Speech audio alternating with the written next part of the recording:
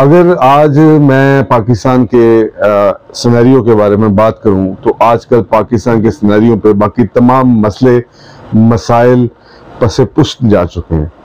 इस टाइम सबसे ज़्यादा डिस्कस होने वाली चीज़ वो पॉलिटिकल सिचुएशन है, और पॉलिटिकल सिचुएशन के अंदर पुरानी गवर्नमेंट का जाना, नई गवर्नमेंट का बनना और इसी तरह की बहुत सारी बातें जो ना सिर्फ पब्लिक गैदरिंग्स के अंदर, थड़ों पे, मुख्तलिफ दुकानों पे, इफ्तारियों में, घरों में, दफ्तरों में, अदालतों में, हर जगह पे यही चीज़ डिस्कस हो रही है।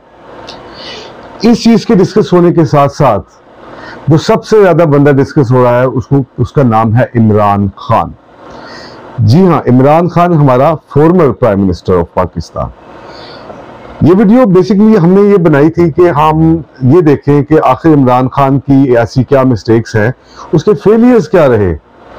उसकी अचीवमेंट्स भी हैं लेकिन उनकी कुछ फेलियर्स भी हैं जिसको डिस्कस करना जरूरी था। बिकॉज ये चैनल ना सिर्फ मोटिवेशन प्रोवाइड करता है बल्कि हमारी टैगलाइन भी ये है अपनी नेशन के लिए, लेट्स बिल्ड द कैरेक्टर। तो हम उनके फेलियर्स की तरफ जाने से पहले हम थोड़ी सी पॉजिटिविटी, उसकी पॉजिटिव बातों के बारे में बात करते हैं। अगर इमरान खान की पॉजिटिव चीजों के बारे में बात करूं तो सबसे ज्यादा पॉजिटिव चीजों में 4 चीजों को मैंने अपने नजर में हाईलाइट किया। वो 4 चीजें क्या थी? Dreams number 1, consistent, committed and mad. मतलब अगर आपने मैडनेस देखनी है, जेन्युइन तौर पे मैडनेस देखनी है, तो आपको वो मैडनेस जो है वो इमरान खान के साथ नजर आएगी। आपको वो मैडनेस जो है इमरान खान में मिलेगी। ये थी उसकी क्वालिटीज। यानी कि आपने देखा 22 साल की स्ट्रगल की, वजीर आज़म पाकिस्तान बना, एक एक बंदे को साथ जोड़ता रहा। जब वो बिल्कुल कुछ नहीं था, लोग उसको जानते नहीं थे, उसके जलसों में कोई बंदा नहीं आता था, वो तब भी लगा रहा। फाइनली अपने ख्वाब के साथ, अपनी कमिटमेंट के साथ, अपनी कंसिस्टेंसी के साथ और अपनी मैडनेस के साथ उसने वो अचीव किया जो एक्चुअली वो चाहता था। इस अचीवमेंट के साथ कुछ सब अचीवमेंट भी थी कि ये जब चीजें मैं अचीव कर लूंगा, वजीर आज़म पाकिस्तान बन जाऊंगा, उसके बाद मैं इस मुल्क को ठीक करूंगा, इस कौम को एक लेवल पर लेके आऊंगा। इसमें से एक चीज तो अचीव की कि वो वजीर आज़म पाकिस्तान बन गया। दूसरी एक फेलियर आई। अब हम बारी बारी अगर उन फेलियर्स की डिस्कशन करें कि आखिर वो फेलियर्स क्यों आई। मैं ये नहीं कहता कि फेलियर्स बुरी हैं, ये फेलियर्स बहुत अच्छी होती हैं। ये फेलियर्स एक्चुअली डिस्क्राइब करती हैं एक्चुअली आप जिंदगी में करना क्या चाहते हैं, और ये फेलियर्स ही डिफाइन करेंगे कि आपने आगे क्या करना है। क्योंकि ये जो फेलियर्स हैं इन्होंने आपको एक्सपीरियंस दे दिया। ये जो फेलियर्स हैं इन्होंने आपको जिंदगी की आगे बहुत सी करी जाने वाली गलतियों से दूर किया। ये तो कुछ पॉजिटिव थी ना इमरान खान के बारे में। अब इमरान खान साहब गवर्नमेंट के अंदर आए और यकीन मानिए बीइंग अ पाकिस्तानी, जब इमरान खान की गवर्नमेंट शुरू हुई और जैसे बनी और इमरान खान इलेक्शन जीता, उसके बाद इस कौम में जो यूथ है, जो जवान लोग हैं, उनके अंदर एक खास मोटिवेशन थी, लोगों के अंदर एक जज्बा था, लोगों के अंदर एक होप थी, लोगों के अंदर एक कॉन्फिडेंस था। लोग समझते थे कि अब शायद हम बेहतरी की तरफ जा रहे हैं, अब हम तरक्की करना चाहते हैं। अब इमरान खान के ऊपर इस कॉन्फिडेंट की वजह से, इस यकीन की वजह से, इस एतमाद की वजह से, इस तमाम वजह से लोगों ने उन गलतियों पर से नजर हटा ली जो गलतियां वो कर रहा था, जो गलतियां कल को उसे नाकामी की तरफ लेके जाती। इस सब बातों को आगे बात करने से पहले ये बात करनी जरूरी है कि पाकिस्तान जैसे मुल्क में जहां पे हर तरफ माफियाज का राज है, आप सरकारी दफातर से लेकर प्राइवेट दफातर तक, और किसी ऐसे हल्का अखबाब या किसी ऐसी जगह पर मौजूद हैं, कोई काम करना चाहते हैं, कुछ करना चाहते हैं, तो याद रखिएगा हर जगह पर माफिया राज है। और ऐसे माफिया राज के अंदर गवर्नमेंट करना, सरकार बनाना बहुत मुश्किल काम। मैं नामुमकिन नहीं कहता, लेकिन तकरीबन नामुमकिन काम है कि इस जगह पर रहकर आप सच्चाई का अलम बुलंद करें, आप अपनी बातों को प्रूफ करें, अपनी बातों को अमली जामिया पहनाएं, उसको एक्शनेबल तरीके पे लेके आएं और आगे उसको लेके चलें। बहुत मुश्किल काम है। जैसे इमरान खान इलेक्शन से पहले पाकिस्तान तहरीक-ए-इंसाफ जो जमात इमरान खान साहब ने बनाई है, उन्होंने कुछ इलेक्टेबल्स को अपने अंदर शामिल किया। अब इलेक्टेबल्स को शामिल करने के बाद जो उनके सपोर्टर्स थे, क्योंकि उनको इमरान खान के ऊपर बिलीफ था, क्योंकि वो कहते थे कि इमरान खान एक ईमानदार आदमी है, क्योंकि वो कहते थे कि अगर टॉप से लीडरशिप ईमानदार होगी तो नीचे ऑटोमेटिकली उसका जो रिजल्ट है, उसका जो इफेक्ट है वो नीचे तक आएगा। इदारे ठीक करने थे, सब कुछ करना था। एक बड़े ख्वाब थे जो इस कौम को इमरान खान साहब ने दिखाए, और उन ख्वाबों को पूरा करने के लिए बहुत सारे इलेक्टेबल्स को रख लिया गया। अब इलेक्शन खत्म हुए, इमरान खान साहब जीत गए। जीतने के बाद वही होना था जो हुआ, इलेक्टेबल्स की ब्लैकमेलिंग शुरू हुई। मैं वजीर ज्यादा नहीं रखूंगा, एक लंबी कैबिनेट बनी। अब सबसे बड़ी गलती जो थी उन इलेक्टेबल्स का अपने साथ शामिल करना था। मैं ये बात आपको पहले कह चुका हूं, ये वो मुल्क है जहां पर माफियाज इस हद तक बढ़ चुके हैं, इस हद तक उनकी यहां पर इन्वॉल्वमेंट है कि आप इस बात को एक्चुअली लोकेट कर ही नहीं सकते, आप इस सब चीजों से निकल ही नहीं सकते। एक तो वो फेलियर्स थे जो आपने किए, एक वो फेलियर्स थे जो सोसाइटी के अंदर ऑटो पे प्रोड्यूस हो चुके थे। अब वो आपके इख्तियार में नहीं थे, इख्तियार में आप था, आप अपने आप को ठीक करते, आप अपने साथ जो मौजूद लोग थे उनको ठीक करते, आप मुख्तलिफ काम इस तरह से करते।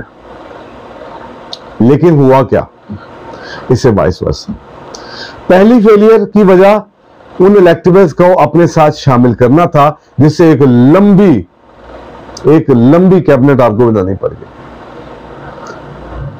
अब जब आप इलेक्टेबल्स को शामिल करते हैं, जब आप अपनी इंटेग्रिटी के ऊपर कंप्रोमाइज करते हैं, चाहे गवर्नमेंट बनाने के लिए, चाहे इसके बावजूद आपके पास कोई सोल्यूशन मौजूद नहीं है, तो आपको कंप्रोमाइजेस करना शुरू करते हैं। और आपका दूसरे फेलियर की दूसरी वजह आपके वो कंप्रोमाइजेस थे जो आपने मुख्तलिफ चीजों के ऊपर किए।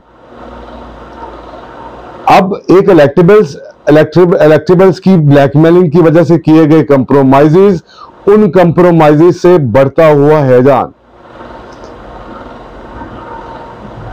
मेन फेलियर आपकी है। आपने बहुत सारे अच्छे काम भी किए होंगे, सेहत कार्ड का काम आपका बहुत अच्छा था, आपने जो लॉकडाउन में जिस तरह सर्वाइव किया वो बहुत अच्छा काम था। इमरान खान साहब ने मतलब जिस तरह से ये लंगर खाने, इसमें जितनी मर्जी तनकीद की जाए, लेकिन पाकिस्तान के अंदर ऐसे बहुत सारे लोग हैं जो नादार हैं, जो मजबूर हैं, जिनको एक रिहाइश, एक छत, एक तमाम चीजें इस तरह की मिली। ये बात आपकी मानने वाली है। इकोनॉमी के ऊपर कुछ ना कुछ थोड़ा बहुत काम हुआ, आल्दो कि डॉलर प्राइस जो है वो बहुत ज्यादा बढ़ गई। अब अगर हम तीसरी वजह के ऊपर आए कंप्रोमाइजेस के बाद, आपके पास किसी प्लान का ना होना था। देखें, इसे एक बात व्यूअर्स आपको भी समझ जानी चाहिए, बातें हम सब बहुत अच्छी अच्छी कर लेते हैं, लेकिन जब तक हम उन बातों को एक्ट अपॉन नहीं करते, जब उनको अमली जामिया नहीं पहनाते, तब तक उन बातों का कोई फायदा नहीं। बातें कर देनी और जब मैदान के अंदर आ गए, हमने खेलना शुरू कर दिया, तो वैसे हमें पता लगता है आखिर ये अब जाएगा किस तरफ। ये करना तो बात करने से इंतहा दर्जे का मुश्किल था। मैं उस पर किसी किस्म का कोई कंप्रोमाइज नहीं करना चाहता। तो तीसरी वजह जो थी वो प्लान का ना होना था, आपकी टीम का तैयार ना होना था। मेरे ख्याल से ये जो तीन वजूहात है, एक इलेक्टेबल्स का चूज करना, दूसरा कंप्रोमाइजेस उन इलेक्टेबल्स की वजह से, तीसरा किसी प्लानिंग का ना होना। हमने बहुत सारी चीजें करनी शुरू की, लेकिन उसको बड़े वेवर्ड फॉर्म में किया। ये कर दो, गवर्नर हाउस को यूनिवर्सिटी बना दो, उसको तोड़ना शुरू किया, अदालतें बीच में इंटरफेयर किया, वो दूसरे मामले करने शुरू किए, अदालतों ने बीच में इंटरफेयर किया, ब्यूरोक्रेसी पे ग्रिप नहीं थी, और ये सब कुछ। और चौथी से सबसे बड़ी वजह पंजाब का वजीर आला उस्मान बुज़दार भी था। अब मैं इसके ऊपर मैं ये नहीं कहता ये आपकी चॉइस थी, उसने कुछ काम अच्छे भी किए होंगे, लेकिन जो बंदा अपने आप को रिप्रेजेंट नहीं कर सकता वो आपको बिगाड़ देगा, आपको नीचे कर देगा। फिर इस बात को मत भूलिएगा कि आपके लोगों पर करप्शन के इल्जाम नहीं लगे और बेतहाशा लगे। उस्मान बुज़दार पर भी लगे, फराह खान वाला किस्सा, क्योंकि मैं इसको पर इसलिए बात नहीं करता क्योंकि मुबैना तौर पे ये इल्जाम है, और बीइंग एन एडवोकेट मुझे पता है कि इल्जाम में और जुर्म के साबित होने में क्या फर्क पड़ता। तो ये जो 3-4 फेलियर्स हैं, मैं इमरान खान साहब से कहता हूं कि अगर आपको गवर्नमेंट से ना निकाला, मुबैना तौर पर अगर आपके खिलाफ साजिश ना हुई होती तो फिर आप कहां पे स्टैंड कर रहे होते? फिर अगर आप बाहर निकलते तो लोगों का रिस्पॉन्स आपको ऐसा मिलता? मतलब आप तो लकी वन है कि उन लोगों से इंतजार ही नहीं हुआ कि वो आपको अपने बोझ के साथ गिर लेने देते। इमरान खान साहब, जहां पे ये अचीवमेंट है, जहां पे मुबैना तौर पर एक साजिश है, चले आपकी बात मान लेते हैं, लेकिन अगर ये ना हुई होती तो आप बुरी तरह से गिर रहे थे। आपके जो मुशीरान हैं, जो आपके स्पोक्स पर्सन हैं, उन्होंने आपको कहीं का नहीं छोड़ा, उन्होंने आपको हर तरह से रुसवा करवाने में कोई कसर नहीं छोड़ी।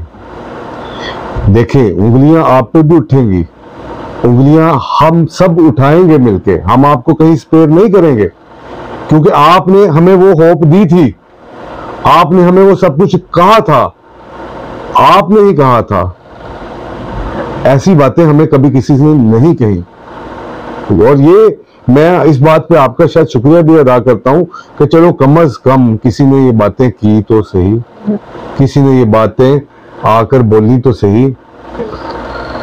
अभी डिजास्टर फेलियर की तरफ गए आप, ये तो बस अल्लाह का शुक्र है, अल्लाह ताला की आपके ऊपर करम नवाजी है कि आपको एक अपॉर्चुनिटी मिल गई, आप बाहर निकल गए, लोग आपकी तरफ आ गए। लेकिन अगर ये सब कुछ ना हुआ होता, अगर 1.5 साल के बाद ये इलेक्शन हो रहे होते, तो क्या लोग आपकी तरफ आते? क्या लोग आपके जलसों पे आना पसंद करते?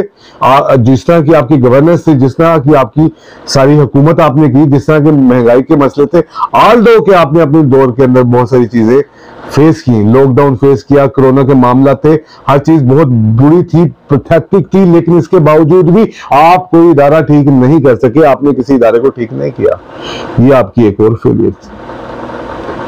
अल्लाह अगर आपको कभी मौका देता है, और मैं कहूंगा अल्लाह ताला से दुआ गो भी हूं कि अल्लाह ताला आपको मौका दे, तो कसम से लोगों को आपके ऊपर उम्मीद है, लोगों को आपके ऊपर एतमाद है, लोग अल्लाह ताला से आपके लिए दुआ करते हैं, लेकिन इसलिए नहीं करते कि आप भी आकर सिर्फ इक्तदार के साथ चिमटे रहें, आकर इन गलतियों से ज्यादा फिर गलतियां करें, और फिर आप भी उसी तरह से कल कभी किसी लंदन में बैठे किसी हॉस्पिटल के अंदर या किसी अमेरिका के अंदर, फिर पाकिस्तान के इदारों के ऊपर बात करेंगे, पाकिस्तान की चीजों के ऊपर बात करेंगे।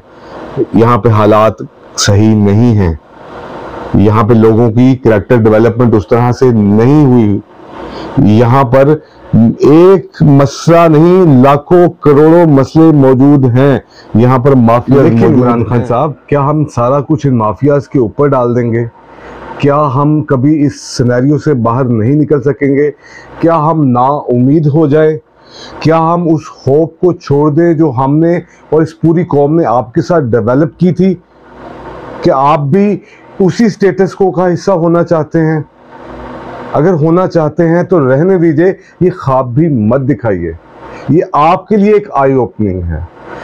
यहाँ तकरीबन 75% ज्यादा यूथ आपके पीछे है, आपके लिए सड़कों पर दूसरी जमातों के साथ लड़ रही है, उनके साथ बहस कर रही है, आपकी कही हुई बातों को आगे बयान करती है, आपकी बातों को लोगों को बताती है, आपके लिए लोगों से गालियां खाती है।